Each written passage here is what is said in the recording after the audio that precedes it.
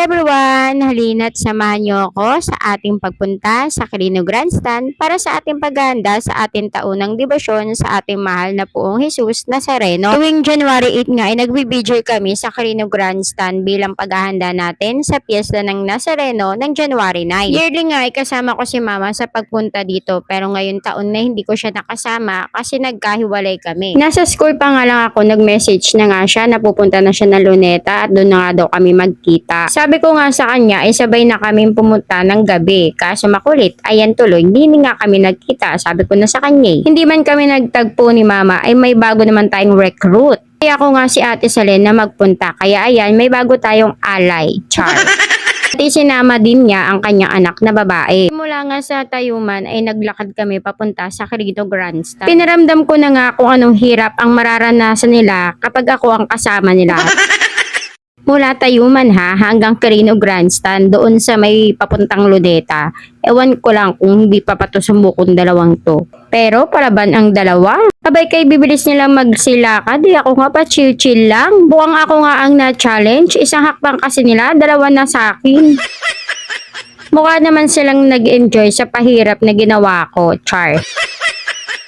Halos 10:30 na nga na marating namin ang Luneta at ito na nga ang naabutan namin. Hindi ka nga dito magugutom kasi kahit saan ka tumingin ay mga lapang, may mga pagkain kang mabibilhan. Ang problema na lang ay anda.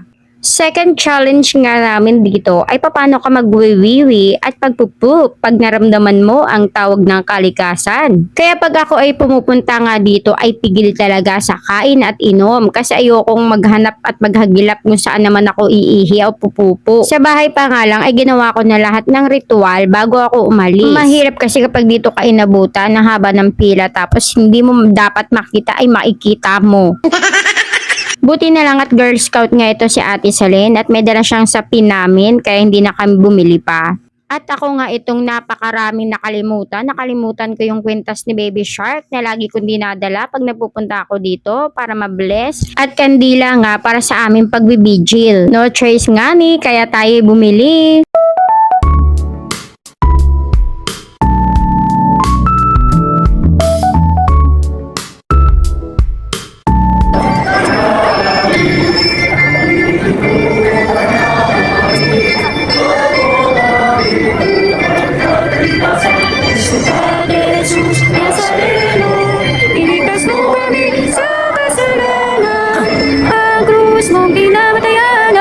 Sa gisag ng aming kaligtasan, Nuestro Padre Jesus Nazareno, ka namin.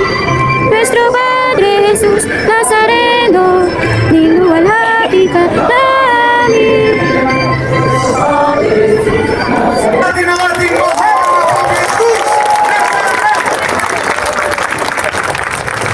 Happy Fiesta mga kadiboto! Batiin natin yung mga katabi natin! Happy Fiesta! Happy Fiesta!